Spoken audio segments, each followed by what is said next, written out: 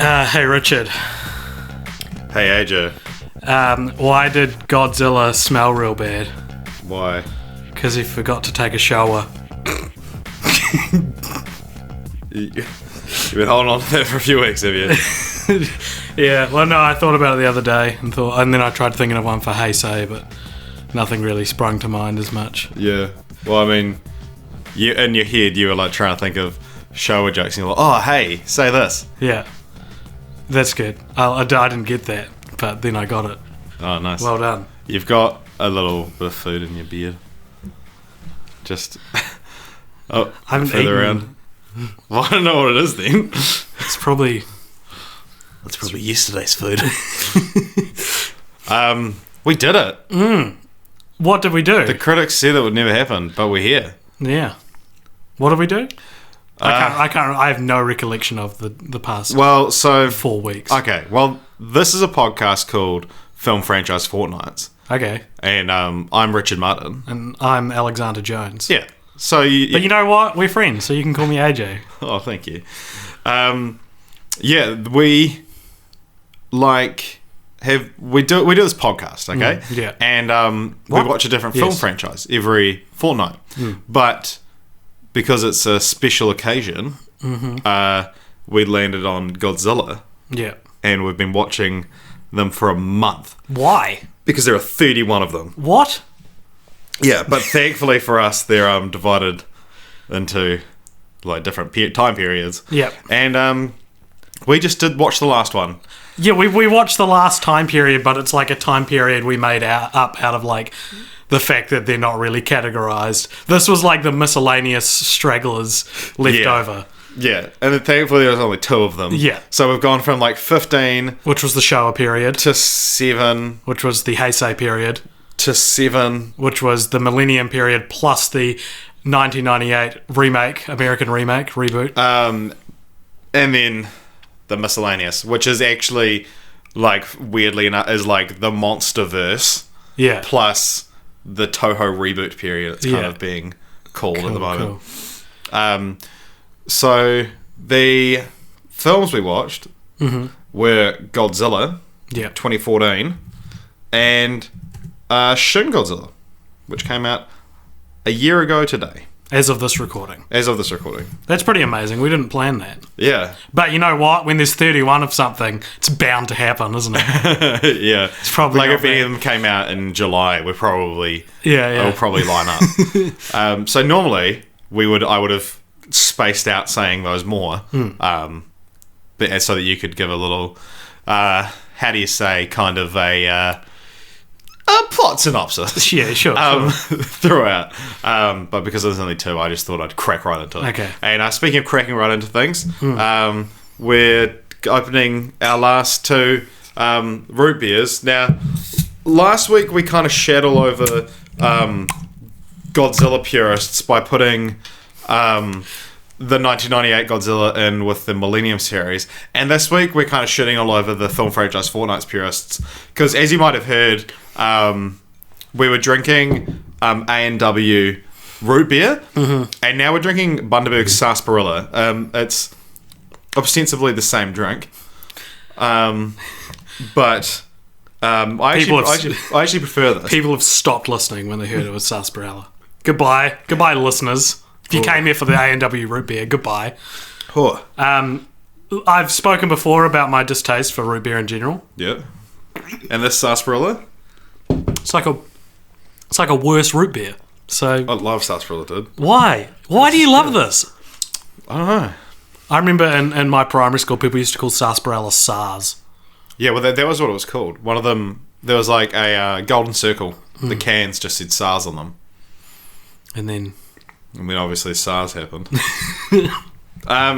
So anyway, speaking of yeah, like big things that impacted Asia, Godzilla. I thought you were going to talk about your trip to Vietnam.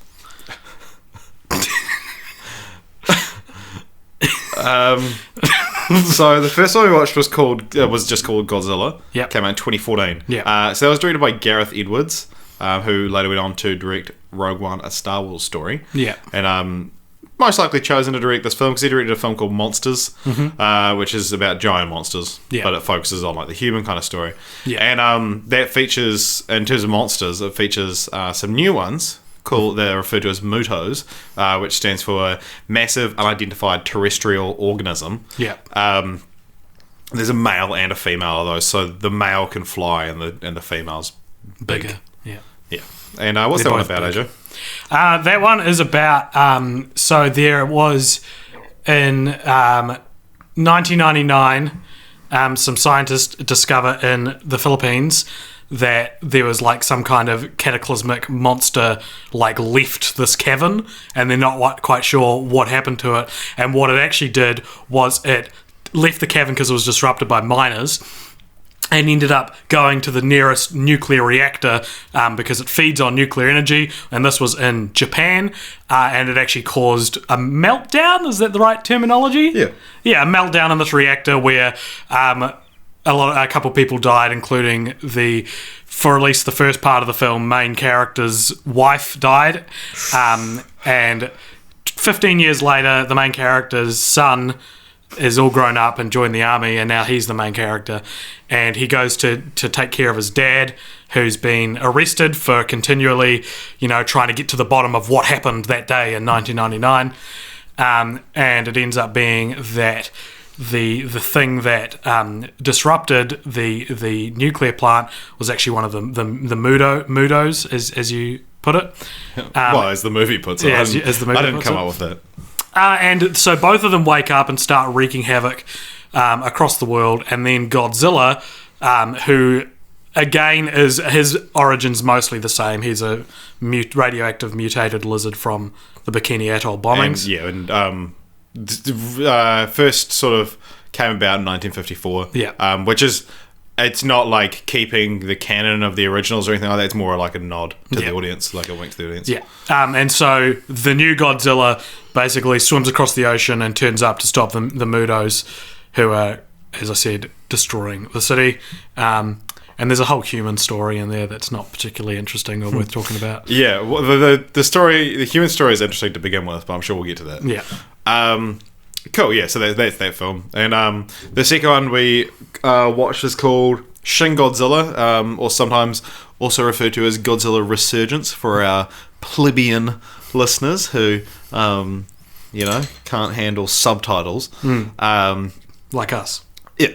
No, we actually watched Shin Godzilla. We actually paid for it. We bought it on we rented it on YouTube because it was like the only copy we could find that was like the full 2-hour version subbed. And so it was directed by Hideaki Anno. I hope I'm saying that name right. Who some people might know from his work on creating the anime series Neon Genesis Evangelion. Makes sense. And so apparently he was actually approached to direct quite early on, like sort of 2013, really? But turned it down because he'd fallen into a depression after completed work on Evangelion 3.0 and got into the mindset of like, there's no way I can top the original. Right. So, but then obviously he came around and tried to produce the film. Yeah. And also this film, in terms of monsters, features none other than Godzilla, which is the only film other than the original to just have Godzilla. Wow, that's interesting. Cool. What's it about? So that movie is about we're in Japan and there's all this like activity happening in the ocean, and they're like, what is this seismic activity?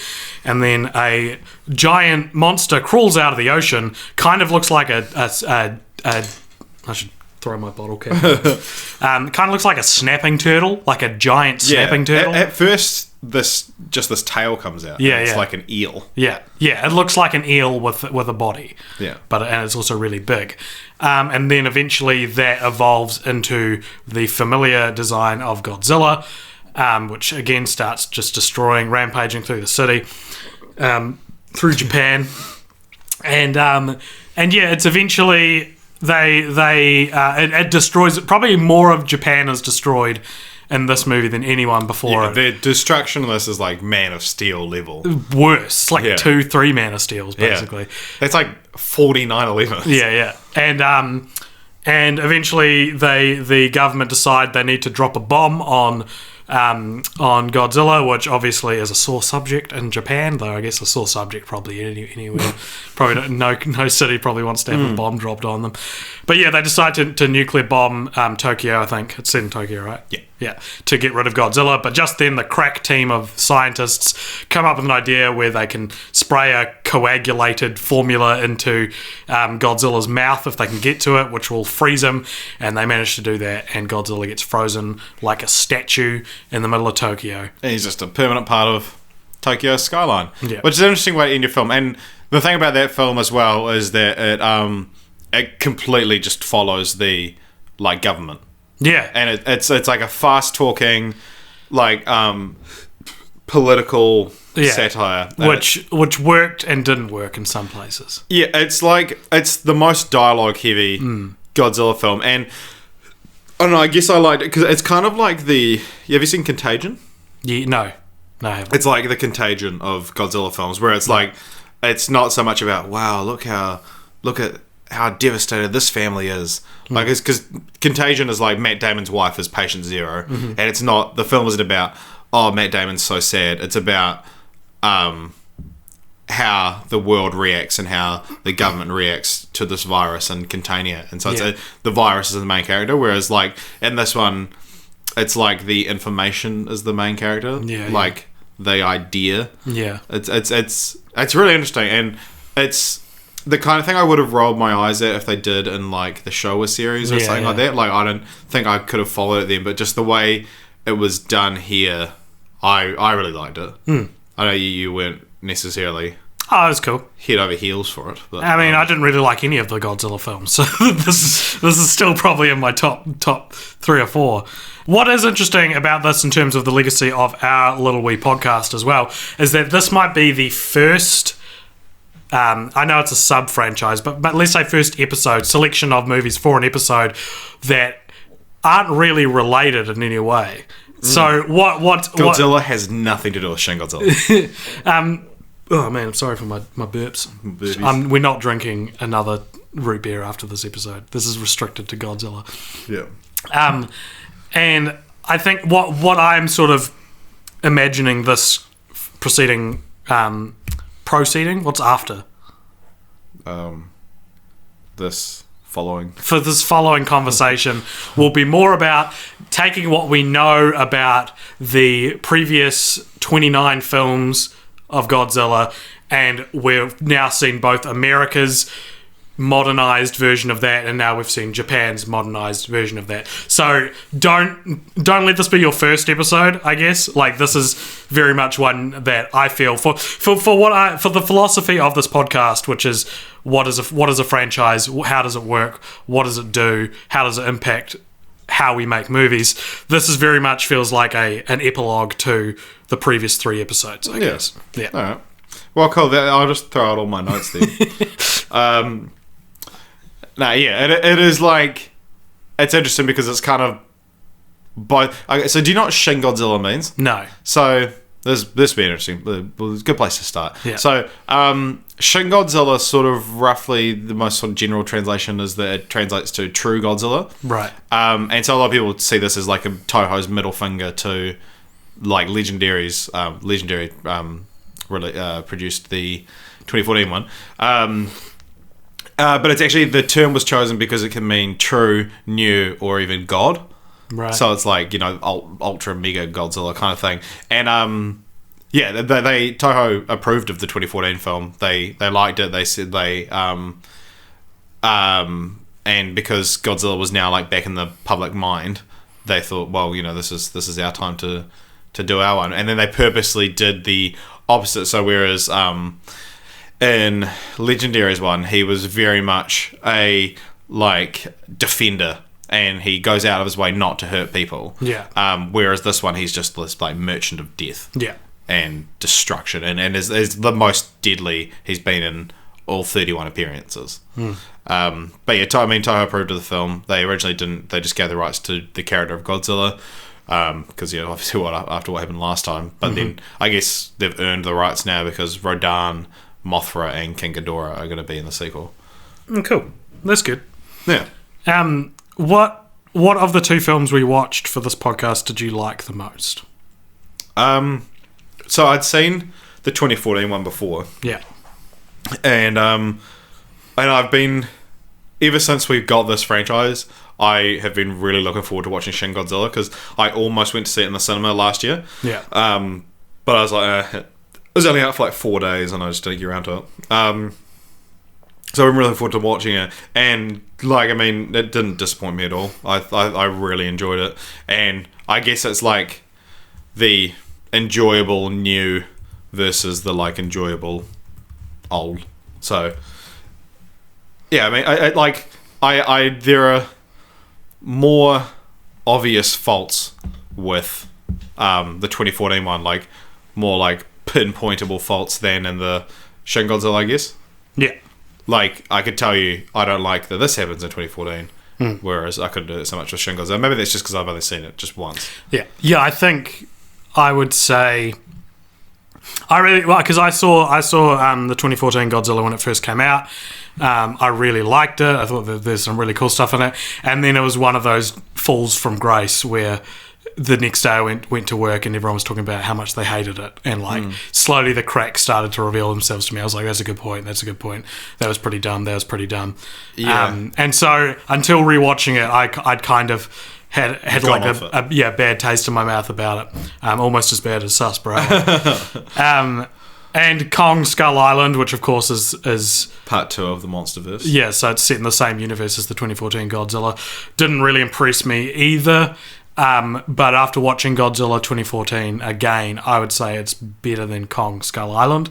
Yeah. In terms of Shin Godzilla, I liked what it was as an experiment to do like a government information, as you said, based episode almost. I thought that was really cool. I thought it's the coolest Godzilla's ever looked. Yeah. Was in this one, and he wasn't. This was CGI as well. He wasn't. It was actually a mix of suit and CGI. Yeah. So if you're not Google ready, what Shin Godzilla looks like is he kind of looks like an eel. He reminds me of an eel because his eyes are like real like wide circles to begin with, and then even when he's fully Godzilla form, they're very beady little circular fishy eyes. Yeah. But he's very like, he's this charcoal when he's in his final form. Yeah. He's like charcoal black, but all the kind of so that his texture, like the peaks are charcoal, but then the valleys are red. Yeah, so he kind of looks like a recovering burn victim. Yeah. Like he's got like, it looks like he's a big scab that's cracking. Yeah, but in a cool way. Like it looks like he's seen some shit. Yeah, and then obviously when he charges up and fires his laser breath, it not only comes out his mouth, but it also comes out a lot of the cracks in his body. It comes out his tail, comes out his spines. Yeah. So it's funny because you did the atomic breath. I think everyone can agree the coolest scene in the 2014 one, if you've seen it, you'll know what I'm talking about, is the atomic breath scene. Describe it. So our hero, Ford Brody, played by Aaron Taylor Johnson. We haven't mentioned the cast of these films, but we'll do them as we go. Yeah. Ford Brody, played by Aaron Taylor Johnson, who I've spoken about on this podcast before. Spoken to directly. He's about to get killed by one of the Mutos, and then in the background you see a couple of little spikes of blue light up, and then the camera follows them up as like more and more of them light up, and we're just getting this massive blue, and you realise what's happening is that Godzilla's charging up his atomic breath. And then eventually it gets to the top of Godzilla, all his dorsal fins are bright blue, and then boom, shoots atomic breath at the Muto. Yeah. And then there's another scene later on when he basically grabs the female Muto's mouth, holds it open, and spits fire down its throat. Like a bird would feed its chicks. Yeah. If the bird wanted to burn the insides of its chick's body. So they had that cool scene. It's almost like Toho were like, why is their atomic breath scene cooler than anything we've ever done?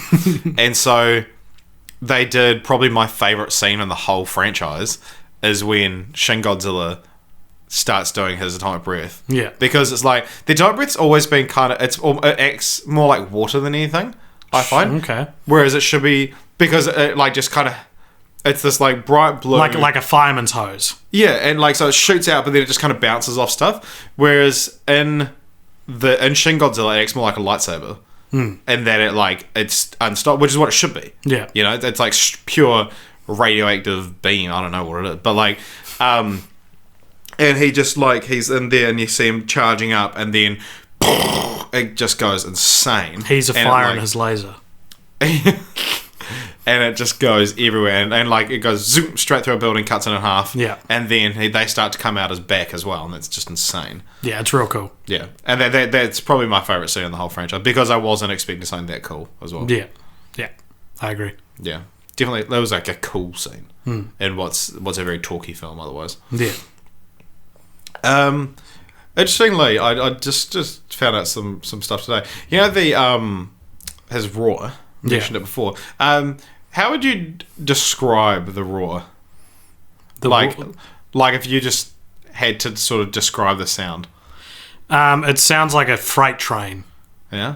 There's like an initial kind of blast that sounds like how you'd imagine a lion or the dinosaurs from Jurassic Park roaring, and then there's like a few layers of audio to it, which end in sounding like a freight train's just past you. Would you say so? You'd say it has two definite sounds. Yeah, because it's sort of described as disyllabic, which like as opposed to monosyllabic. There's definitely two syllables, and the way in like Godzilla comics, it's the onomatopoeia is skreeeeonk, skreonk. That's the official onomatopoeia. There you go. Yeah, that's what it sounds like. So it's the official onomatopoeia. But and as we all know as well, the sound was made by dragging a resin coated leather glove over the strings of a double bass. We've come so far. Do you know how they created it in the 2014 film? I've heard before, but I've forgotten. So tell me. Well, I was hoping you could tell me because the the sound editors have refused to disclose how they did it. It's like an adapted version of the I think they took the original, but they've like recorded sounds that they use like microphones that can record sounds that are like inaudible to the human ear, and then like remix them. But they refused to say what it's based on. But they said that. Do you think it's maybe something embarrassing, and that's why they're not telling it? It's like his tummy rumbled. Yeah. But yeah, apparently the two syllables, they described it as the first one expresses fury and the second one conveys the character's soul. Yep, I agree with that. It's like a song. It's like he's singing. Yeah, because it's like a and then but they keep the same cadence and everything. It's like a scree and then an Yeah. So yeah, you've spoken a little bit about the design of Shin Godzilla. Yeah. Shin Godzilla, fun fact, is actually the tallest Godzilla's ever been, beating out 2014's one by 10 meters. So it's 118 meters tall in Shin Godzilla, and because like Legendary were like, ours is going to be the biggest one you've ever seen, and then Shin was like, no, ours is going to be the biggest one you've ever seen. But I read a really cool quote from Gareth Edwards, and I feel like you'll like this. And so the 2014 design for the monster, he's a lot bigger, and there was a lot of controversy around the time that, you know, since when did this become more attractive than this? Yeah.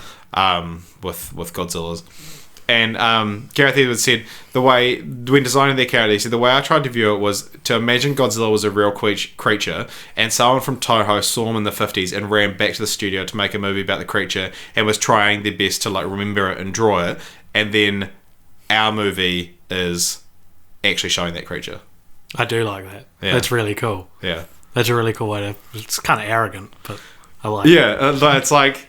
I mean, I guess it's more... They didn't have the tools to show what he actually looks like, whereas we do now. Yeah. Not like Toho couldn't, you know... Sure, yeah. Created. Yeah, and it's like I said, these are the 2014 is CGI, whereas, you know, 90% of the other Godzillas are all suits. Yeah. Yeah, it's like... This is... Both Japan and America showing what they can do when they use all their toys, and good. Yeah, this is a great. These are a great two films to end Godzilla. Yeah, exactly. So, should we talk about... There's a couple of flaws in... Should we go through... Should we rewind a little bit and go through film by film? All 31? All 2. Okay. So, like, just so we can have a bit of, like, so we can say... We can talk about Godzilla 2014 without the implications of Shin Godzilla. Yeah, and then, so. Yeah. All right, yeah. So, just 2014. So, I've spoken before on the podcast about Aaron Taylor Johnson's character. He's a good actor. He seems fine in real life. But, man, he is just, like... a powerhouse of lacking charisma in this film. And it wouldn't be so noticeable if he's the literal replacement for Bryan Cranston, one of the best actors working at the moment. Yeah. Like the emotion that Bryan Cranston puts into every role is like, you know, phenomenal, or at least it was in 2014, you know, coming right off the back of Breaking Bad. Yeah, like he did Godzilla months afterwards and had to wear a wig. Yeah, exactly. There you go.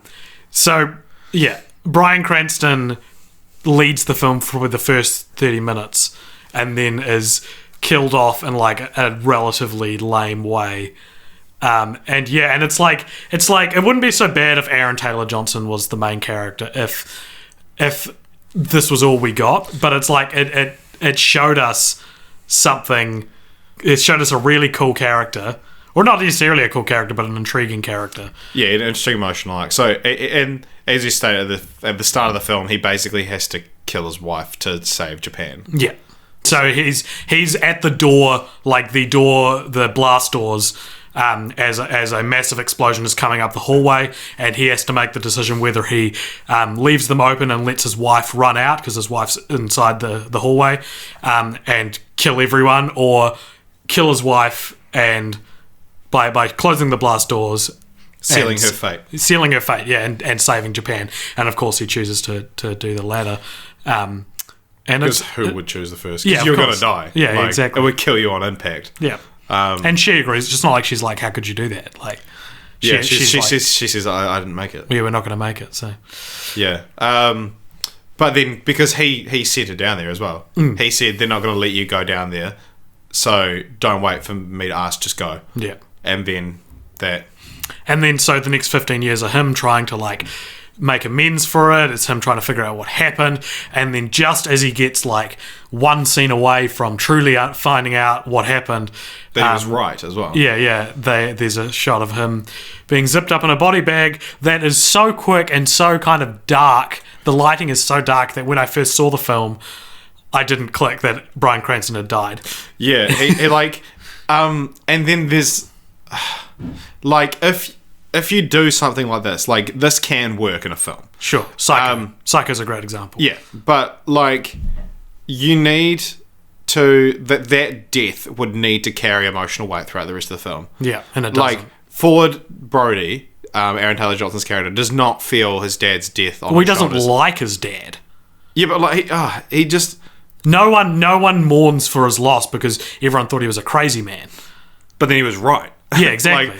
I saw an interview with Bryan Cranston this morning where he talks about how he thinks it was a narrative mistake to kill off that character. He said, like, it's not...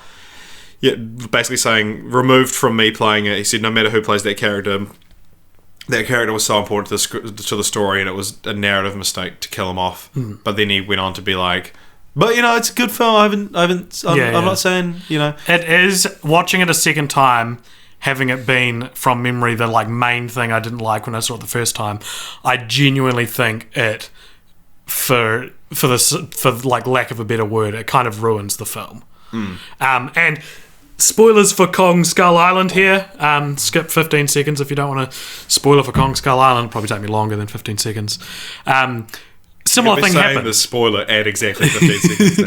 Similar thing happens with John Goodman's character in Kong Skull Island, because John Goodman is sort of like he's kind of the Bryan Cranston of that film in terms of like his purpose for the character, and there are a lot more charismatic characters within Kong Skull Island than there are in Godzilla.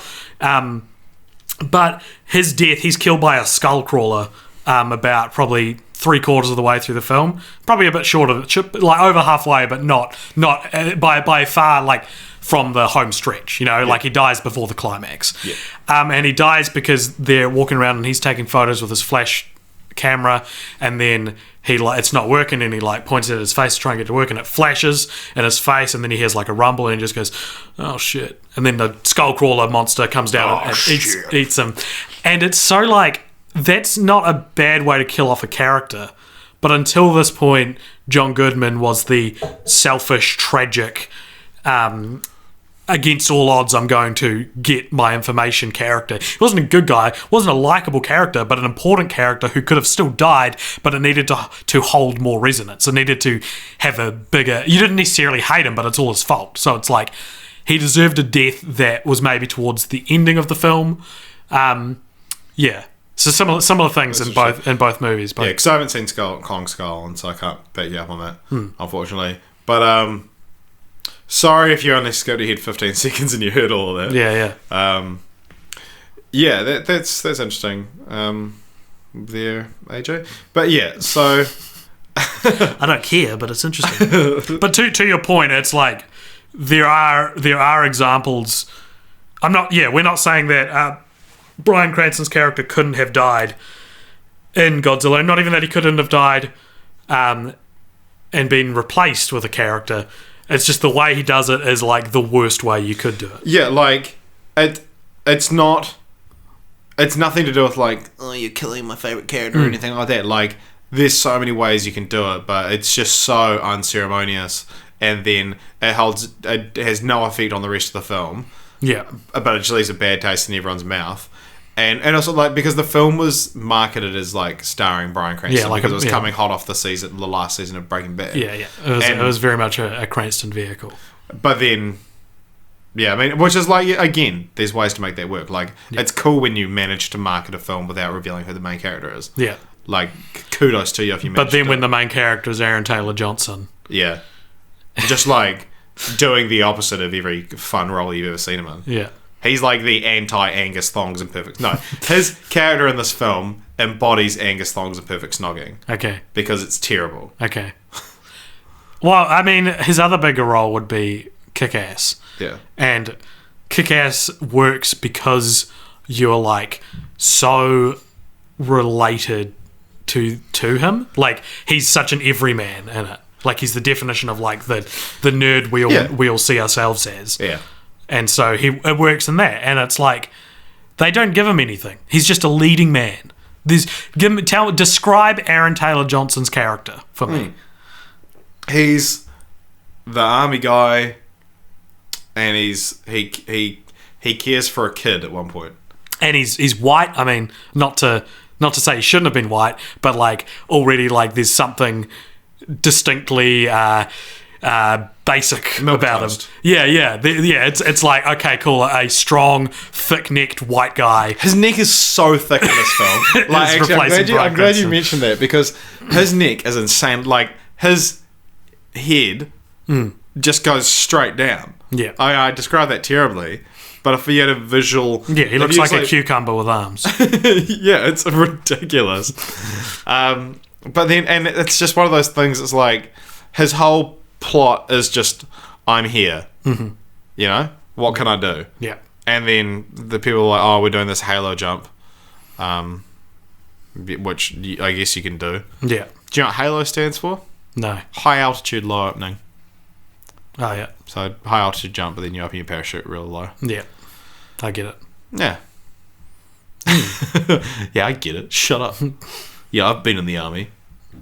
Yeah. So that, I mean, we're not breaking new ground by saying that's the main problem with Godzilla 2014. What's your problem that you think only you see? No, I don't know if I have one. Do you have one? No. I could make something up. Like, it's not going to be genuine, though. All right, yeah, just the human characters hold no weight, really, apart from Bryan Cranston. Like, his scenes at the start when he's like closing the door on his wife could be so cheesy, and they are a little cheesy. But like, man, he sells it.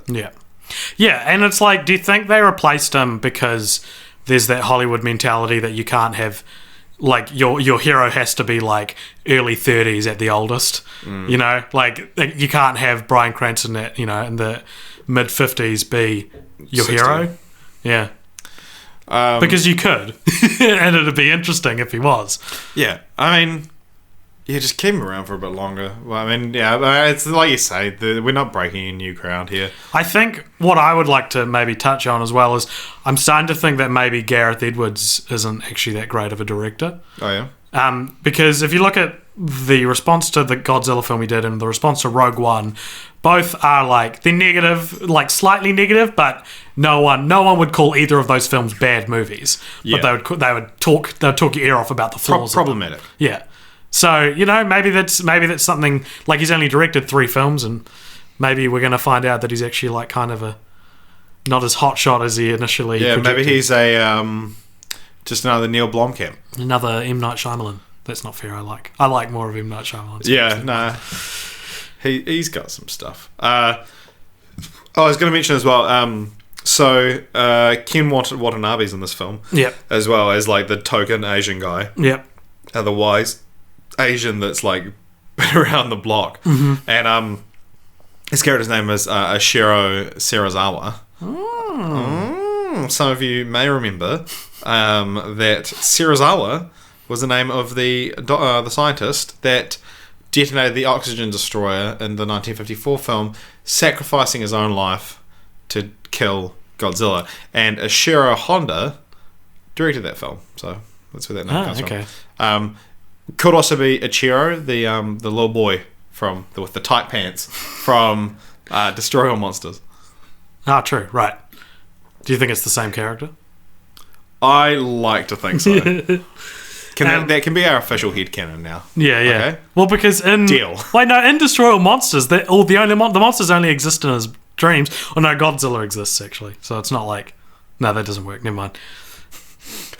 All right, cool. All right, okay, cool. All right.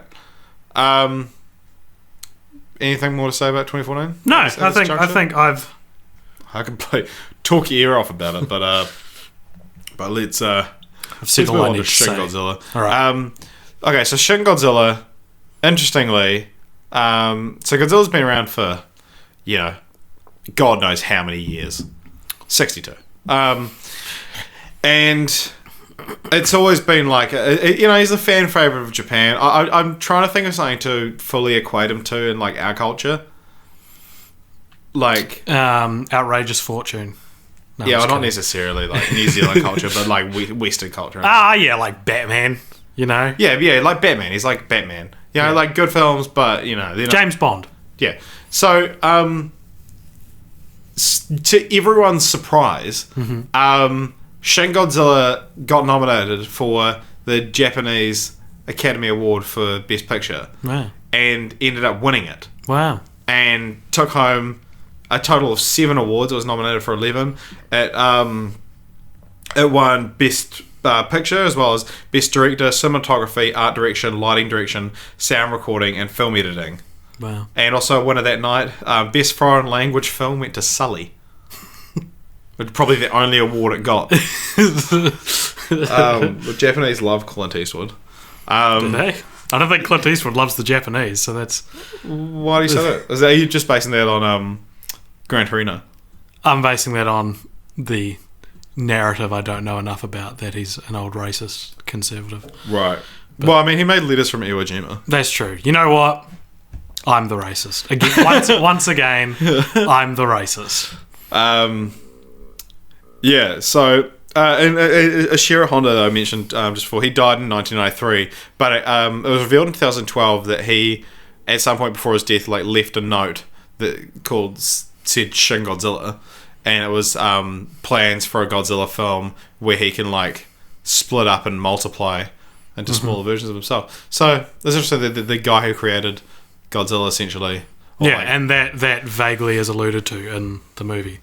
Yeah, that he can, not really vaguely. It is alluded to, but doesn't happen. Should we talk about... talk about that. So Godzilla has a total of 5 forms in this movie, or like 4.5 forms in this movie. So starts off, you see him, he's just like an eel, and they think it's a tail. And then he comes out of the water, and he's like, you know that gif of a cat where it's like the head's still, but its body's wiggling from side to side. Yeah. And he moves like that. Yeah, and he's kind of like a lying down. With big circular eyes. Yeah. He looks kind of silly. And then basically the next form was like that stood up. Yeah. But like he's still kind of weird looking. And then the fourth form is like charcoal black because it's kind of orangey before that. Yeah. It's like rust colored, I guess you'd say. And then he's like charcoal black, got the red highlights. He's huge, and that's Godzilla, you know. Yeah. And then the fifth kind of hinted at form is the last shot of the film. They've frozen Godzilla in place, as if he looked into the eyes of Medusa herself. and the shot pans up his tail, and we see that it's splitting apart, with these like humanoid. Like people clutching onto skeletons, like clutching onto it, and they all have dorsal fin plates on their backs. Yeah. So, and they talked about earlier on in the film that they're like, oh, he's gonna be able to create smaller versions of himself. Yeah. Were they going to be humanoid? Well, we'll find out in what will probably be the sequel to Shin Godzilla, right? Well, yeah. Okay, so there is a.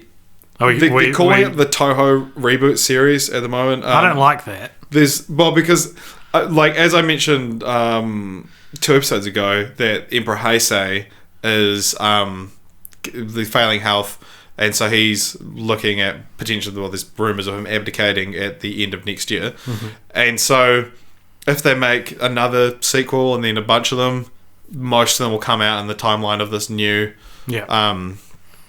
ruler, this new emperor. And so, I mean, I guess it could just be called that. But who knows? There's no real plans for a Shin Godzilla sequel at the moment. Okay. The cast are keen. Hideaki, I hope I said that right again. Anno has said it's up to Toho, basically. Toho's created a brain trust type thing called the Godzilla Conference, or GodziCon. They meet up to discuss sequels. And someone at the GodziCon has said they can't do a sequel until 2020. So I think they're waiting for MonsterVerse to wrap up, potentially. Because MonsterVerse, the Godzilla vs. Kong and the legendary MonsterVerse comes out in 2020. So I guess that makes sense to be what they're doing. Mm-hmm. But it doesn't really... Even though the last shot is very much like ooh, what's this? It didn't beg for a sequel, I thought. But I want to see the implication of just a frozen 118 meter tall Godzilla in the middle of the city. And with I was more meaning that he'd have humanoid Godzilla monsters coming off. But there is a Netflix movie coming up, an anime movie called Godzilla Monster Planet that comes out in November.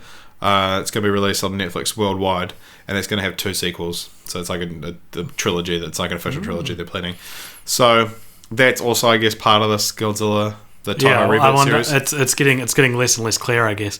It's interesting that they're going anime, and it took them this long. But with that being said, Shin Godzilla looks like a live action anime. It character. does, yeah. He's got the eyes of that dude from Death Note. That's what it reminded me of. The big angel from Death Note. Oh, Ryuk. Yeah. Yeah. And actually it's funny as well that the Monster Planet Godzilla is confirmed to be even bigger. So they're just going bigger and bigger. But the plot of Monster Planet is essentially that humans have left Earth, and Godzilla and Anguirus and all of them are kind of ruling the planet, and then humans are coming back. So it's like it's an idea that would translate well to not being live action. Yeah, agreed. So that's cool. I'm sure we'll watch it when it comes out on Netflix. Yeah. So while we're on the subject of how this franchise is going to be continued, where are you going with this? I don't know. I just thought it'd be nice to talk about it. Oh yeah. Now, shall we? Yes. Yep. Continue the franchise. Yeah. Have you got one? Have you? I asked you. I've got one. Okay. What's your one? Is it a sequel to? It's a supplementary material to what could be any Godzilla film, and I guess I came up with it while watching the 2014 one. Right. It's very simple. It could be like a short film, or I guess like a TV series, or even like a comic book. Like, I don't know. I would like to see a movie, or a story where Godzilla is in the background And so the climax of 2014 Godzilla happens where in the middle of the city. What city is it? Do we know? San Francisco. Yeah, San Francisco. And the like accumulated smog and smoke and everywhere is like made it look like this real like post-apocalypse. There's fire everywhere. Like the primary colors you see are black and red. So like, darkness and fire. I would like to see a story about like a group of survivors huddled up in one of these houses trying to get to safety while a war for the planet between two giant monsters happens in the background, I guess. Yeah, that's interesting. Isn't that kind of Monsters? No. I haven't actually seen it, but Monsters is Monsters definitely about characters. Monsters is a road movie. Right, that's interesting. Yeah. It's also Gareth Edwards' best movie. I struggled to come up with a consider the franchise. Oh my gosh, is this a new precedent for the podcast? Well, like, I guess you've already come up with 3, so it's not like I don't know, because there are so many sequels still already planned. Like, I said to you during Godzilla 2014. I was like, man, do you know what would be cool if the next one was well lit and you could just see everything? So that's what you want. Yeah, that's my key to the franchise. Because Gareth Edwards said, he's like, if it gets a sequel, I want to do All Monsters Attack. Well, no, just wrong. Am I getting these two mixed up? The one that's not the one with the little kid. The one that's basically just all the monsters going nuts at each other. Oh my god. Did you just vomit in your mouth? No, it was atomic breath. My own atomic breath. It's not because of the sarsaparilla, it's because of the 31 Godzilla films. I've been keeping it in for a month. That film takes place just in like a wasteland, and everyone's just kicking rocks at each other, and it's all well, you can see everything, you can see every imperfection. Real monsters have curves, and just showcase that. This is what real terror looks like. Okay. You may not like it, but this is the ideal male monster. Yeah. Yeah. Do you want to do some fan feedback? Have you got any? I hadn't planned on it. Well, I know you love it. AJ, I can do that. Loves fan feedback. I hate it. I can't stand interacting with fans. Nah, we both love it. Leave a comment. Yeah, that's true. Recently, we had what, comparatively was a boom in subscribers and like new listeners for us, but in terms of like YouTube in general, I know we don't have a lot, so I'm not ahead, but I quite like seeing what people who we don't actually know in real life have to say. It's a very welcome change. Yeah. And like I get like if you are our friend in real life, then please keep telling us. But no, okay. So on last week's episode, which was the Godzilla Millennium series plus the Godzilla 1998 series, Nathaniel Hernandez, if you're listening, says, I thought your episodes were pretty entertaining. I always find it fascinating to see new corners of the Godzilla franchise and hearing their reactions. Keep doing what you're doing. That's cool. I like to think that's part of our duty as the gatekeepers for franchises, is that we become we peek into these corners, because every franchise we've done has had at least some kind of fan base, and it's like we're stomping in there, stepping on their rosemaries, and like being like, what's this do? and like becoming a part of it. Yeah, that is really interesting actually that you've read that, because I guess I hadn't really thought about it like that, but it totally is. Yeah, I love going on and reading the Godzilla subreddits and like just seeing like, oh, this is the one that everyone likes, and this is the flaws everyone has with this one, and stuff like that, and you grow an understanding, and maybe in like a year and a half, 2 years, we could maybe like make it right. I'm not saying we're going to do this. I'm saying we could. This is what my goal is for this podcast. Yeah, is like maybe we could write an essay on a franchise. And this is how we're doing it, is we're learning through doing these big ones and these small ones and learning what people respond to, what they don't respond to. Yeah, and I like as well that these are franchises that are still going. So like, I'm going to go to Godzilla King of the Monsters and I'm going to get every reference. Yeah, exactly. And yeah, it's cool. Like, it's just this extra like pop culture string I have on my bow now. Yeah, exactly. I agree. David Gibbs says, "Hey, Cult Popture, please do Gamera franchise film. I would recommendation show a series on Shout Factory and hear Link talk about Gamera documentary." I think if we can, we're going to be trying to stay away from the kaiju films for a while. Yeah, but he did link a documentary about Gamera. Found out Gamera was a giant turtle through skimming through that. I'll try watch that, David. Not at the moment, but maybe once the the tides have loosened a bit. Tides have loosened. David Brown, our favourite. Number one commenter on Cult Pop Show podcast, David Brown says, "I understand that you guys are getting tired of the Godzilla franchise." This is in reference to us saying that we were over it last week. And I get it, watching a whole series in one day is going to get boring, but it can be a bit fun. Also, you missed a refresh in Godzilla against Mechagodzilla. That refresh, I think it means reference, was about the War of the Gargantuas, which is a sequel to Frankenstein vs. Baragon. Yes, a giant Frankenstein is welcome to the Toho universe. So that's kind of exciting. I mean, I'm not going to watch it, but it's I like that I've it seen exists. references to Frankenstein being a Toho property as well. And I think in like Germany, these films are all just called like Frankenstein versus, because to them, just Frankenstein means creature, Right. and like or maybe they're called King Kong over there. One of them, and they're like You somebody said calls, King Kong the other week. yeah, I think maybe it's in like Spain or Italy or something like that. They call it Right. Frankenstein. And Brett Taylor, our friend from Texas, once again replied, and he said, "Thanks for the shout out, guys. I'm sad, however, to hear that all Kiwis are executed on their 100th birthday." This is us talking about that last week. And he said, "I hope the New Zealand government addresses this atrocity." There's an election coming up soon. There's an election coming up, and you know what? We need our own Godzillian New Zealand franchise that like parallels what's happening in the government. You know, like, where's our giant monster that represents the flag change? You know, like, where's the housing crisis manifested? Where's like the Todd Barclay scandal? Those are all the comments on Godzilla.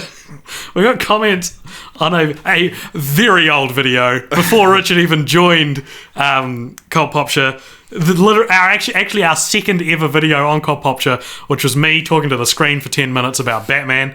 It's called "Is Too Much Batman a Bad Thing?" Phil Shively says, "Although I'm sick of Batman films, Arkham Origins is my favourite Arkham game and is the best boss battle introduced me to Firefly, Copperhead and Anarchy." And he also said, he said, "Yes, I'm personally sick of the goddamn Batman." So thank you, Phil. Thank you, Brent. Thank you, both Davids, and thank you, Nathaniel. Yeah, we love getting comments. Keep them coming in. You'll probably get a shout out. Yeah. Now, do you want to do something in a completely different order from we've ever done it? Okay. And as we're getting towards the end of the podcast, should we look at the Rotten Tomatoes scores? Yes, absolutely. And how these films are rated. So, as you said, Godzilla 2014, most people would agree it's good, but everyone's got their problems with it. Yeah. So that has a critic score of 74% and an audience score of 66%. That makes sense. Yeah, so like critically, it's like, it's objectively, it's like you can look at it and be like, this is a well-made film, but audiences have their problems with it. Shin Godzilla has a critic score of 84% and audience score of 75%. Yeah. So across the board, considered a better film. Yeah, neither of them are like wowza, but they're taking the franchise in a cool direction. Yeah. Let me ask you this, Richard. Of all 31, what is your favourite? Of all 31 Godzilla films that you and I have seen them all, like a couple of losers with no social life. I have rejected hanging out with people because I needed to watch these films. Like, what one made it all worth it, if any of them? I would say my favourites would be Gojira, 1954, Godzilla vs. Biollante, Godzilla 2014, and Shin Godzilla. Yeah, it's like the first one and the last one were worth it, and everything else in between was like... like it's just context. imagine and the two of them are so removed from anything else. Yeah, imagine you're having dinner, right? And then you eat your chicken first, and then you got to go through like your silver beet and your beans and all that, and then you get dessert at the end. And it's like, I shouldn't have eaten the chicken first. That's what every franchise is like. It's like they ate the best thing first. Yeah, but then most franchises you don't get a dessert. You just kind of have to go to bed. Yeah. Sometimes prematurely. Sometimes you haven't even finished your meal, like Divergent, and then they're just like, you have to go to bed. So, I guess now we're going to, much like Shin Godzilla, resurge an old dusty thing we used to do on this podcast quite a lot. Yeah, every episode. And for the people who have discovered us because they like Godzilla... welcome to what this podcast is actually about. So this is a segment that we like to call Franchise Roulette. And what we're going to do here is we're going to play a random number generator, which is going to give us a number out of, I can't remember how many. Under 300, but 282. 282. And that's going to give us a number. And we've got a Google Doc that has all the movie franchises that we could think of sprawled out on there. And whatever number this number gives us is going to be what we're covering in the next fortnight. Richard, what are you praying for? What do you hope it's going to be? I had this vision the other day because I had Daddy Wasn't There stuck in my head. That we get Austin Powers. That'd be cool. And I was really happy. That'd be cool. It's 3 films. They're light. They're fun. There's nice cleans. There's a lot to talk about with them. Yeah. They're, oh god, it's just rife for a continue the franchise. Yeah. And so I mean, and I as much as I would also like Austin Powers, or I don't know, maybe like Batman, or something that we can get real into and really enjoy. I kind of see the comedy, and if we got like James Bond next, that'd be pretty funny. So let's do it, man. This is exciting. All right. 23. 23. 23. This has been so long since we've done this. Oh, okay. What is it?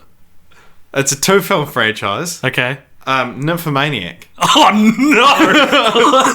they came out at the same time as well. No, they released a little bit. But it's one film split into 2. Like Kill Bill. Yeah. They're on Netflix. Nymphomaniac. All right. Okay. What a sharp left-hand turn from Godzilla into the world of Nymphomaniac, directed by Lars von Trier. Yeah. I've never seen a Lars von Trier film. Well, you're about to. I'm about to get full von Trier. Raw dog Lars von Trier. We should instead of watching them on Netflix, we should track down the full uncensored versions. All right. Where they spliced in porn. Did they? Yeah, they got porn actors to have sex full frontal, and then digitally put Shia LaBeouf on it. Our second Shia LaBeouf franchise. Yeah. I'm so glad it's only 2 films. Yeah. All right, and I'm hosting this one, so I'm going to get entrenched in Nymphomaniac. Oh my gosh, what a hilarious thing! What a hilarious series to get. I'm ready for it. All right, I'm going to take that off the list now. Thank you very much for listening to all of this, everybody.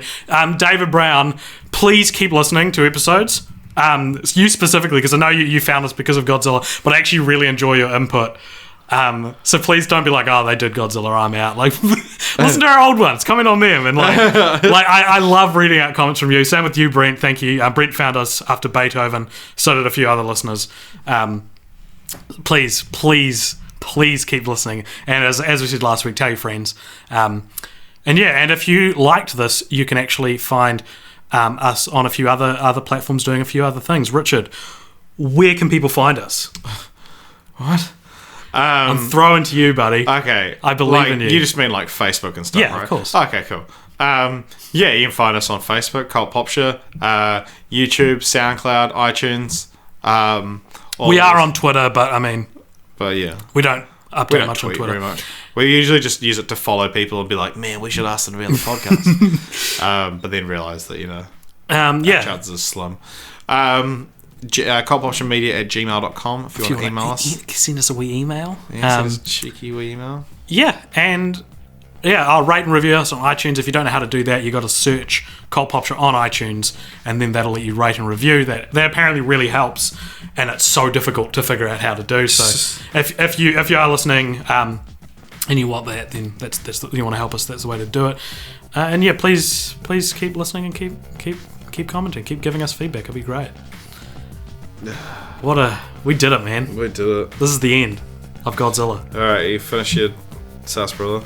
I'm not even halfway. I finished mine. Man, it's weird. Do you know it's a profound feeling that you get?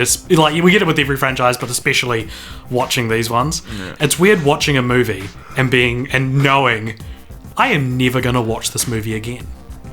Yeah, I'm gonna die before I see all monsters attack again.